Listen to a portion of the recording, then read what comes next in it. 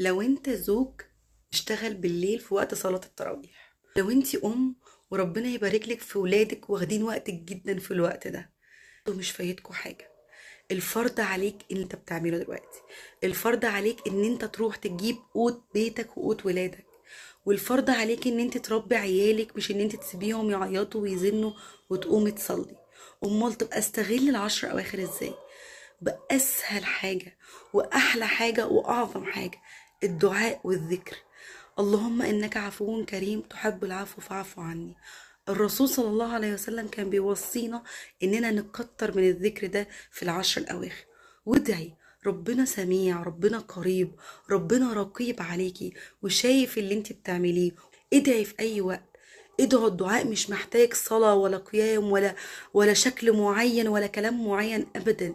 ادعي وانت شايلة ابنك، ادعي وانت بتجري بمطبخ، ادعي وانت في